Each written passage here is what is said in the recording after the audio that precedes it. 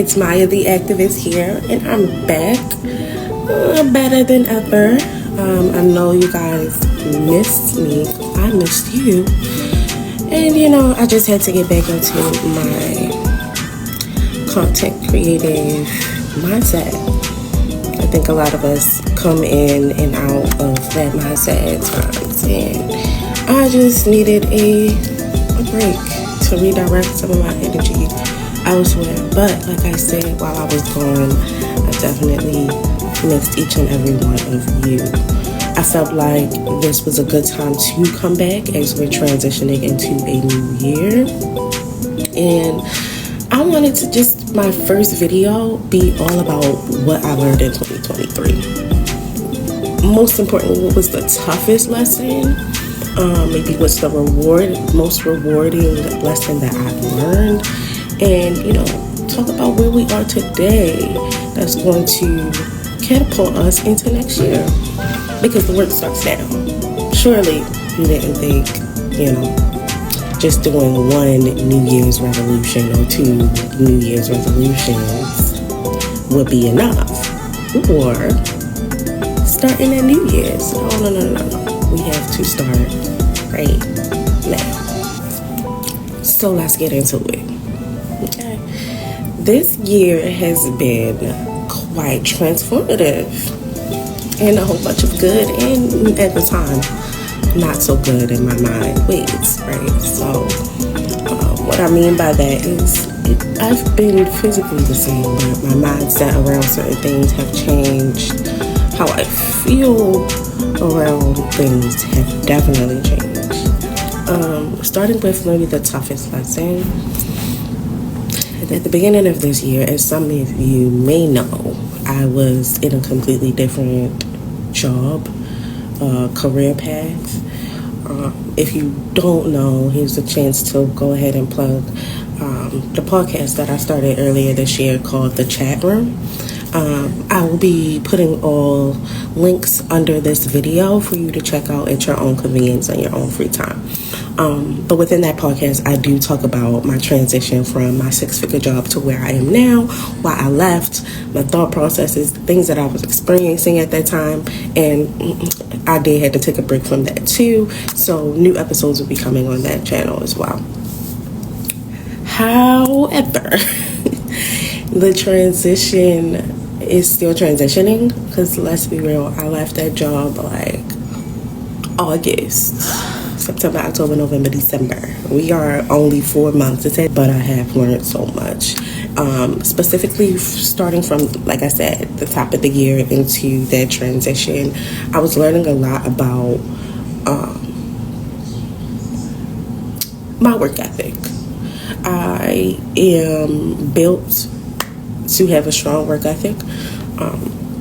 I'm glad that my dad instilled that in me, and I'm glad my mom followed through with that, but it has caused me to have problems stepping away from things that don't work for me anymore. I also have a very strong will, and now what that means is my work ethic tied to my will. I'm not trying to leave any projects undone. I'm not trying to leave a situation where I know I can overcome this. I can come in and do what I wanted to do, which was to be successful. That's always my goal when I enter a space. And I was just learning that my value is not always attached to my work ethic, if at all. And the reason why I don't want it to attach anymore is because when someone isn't valuing my work ethic, I therefore now inflate the two, that I don't have any value here. But that's simply not the case. How people view you, how people see you, experience you, that's not so much of your responsibility, as long as the initial, I would say, encounter was one that was positive. You will want someone to have a positive experience of you. But after that, if they don't take it that way, there's nothing I can do. I've done all that I can do.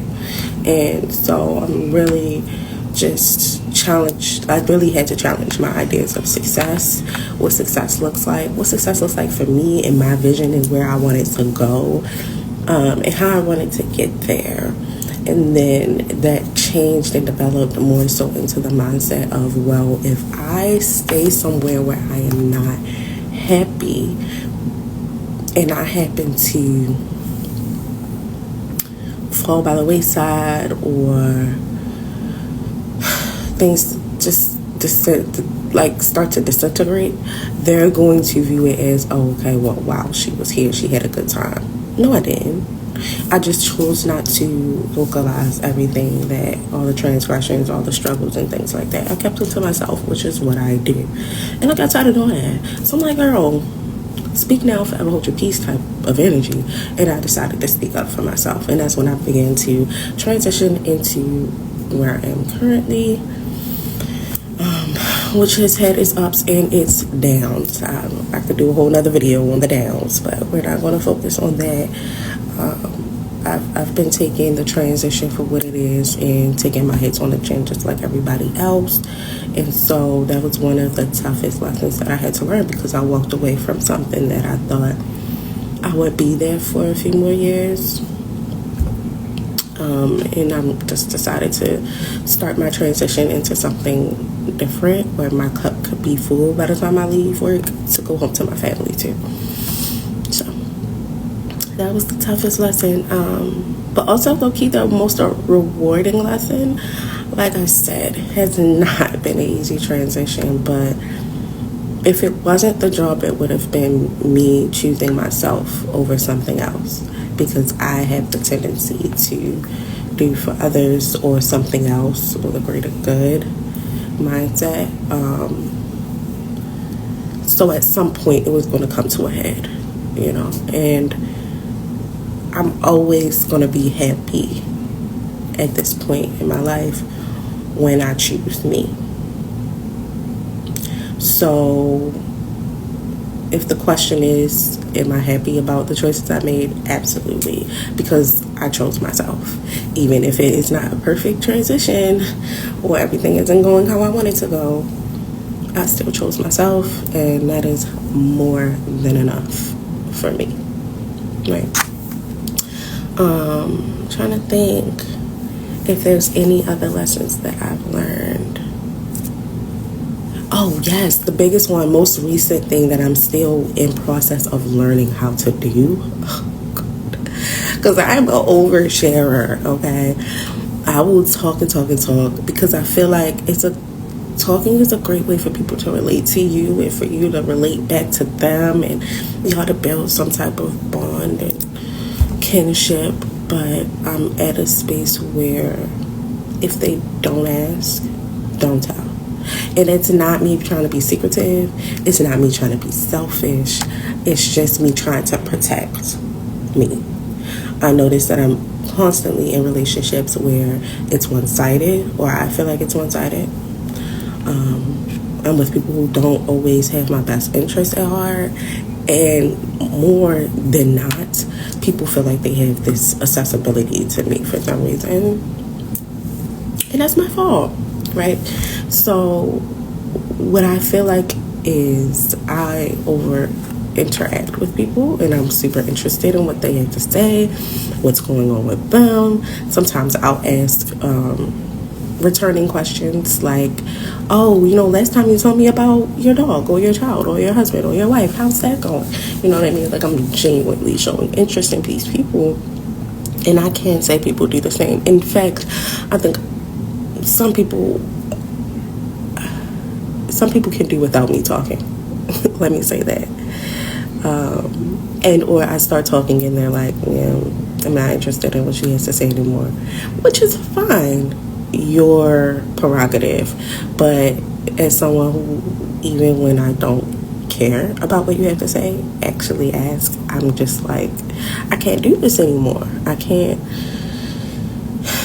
give this energy that I'm not getting back, because I'm draining myself. And let's be real, no one thrives off of draining themselves. So that is my last lesson that I'm learning, actually going this last month of December into the new year of, if they do not ask, do not tell them, honey. Let's be real. If they was interested, they would have asked. If they wanted to be nosy, they would have asked. Nothing keeps people from asking about your business any other time. Okay, so if they are not interested, then do not give them any information about you. And that'll help you protect your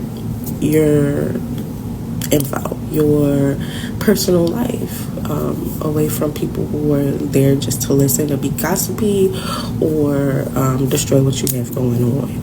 So those are my biggest lessons that I took out of 2023, as well as most rewarding lessons that I took out of 23. And I just really want people to comment below, share what their biggest lessons is, or the most rewarding ones that they learned in 2023, so that we all can learn from each other and build the community up. Please don't forget to check out the links that I'm going to link below.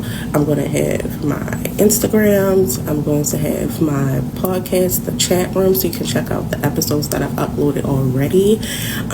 And I want you guys to have a fantastic new year. Do not let anything get in the way of where you want it to be, even yourself, me included. I'm looking me that in my eyes as I record this. But once again, this is Maya the Activist, and I will be talking to you soon. Peace out.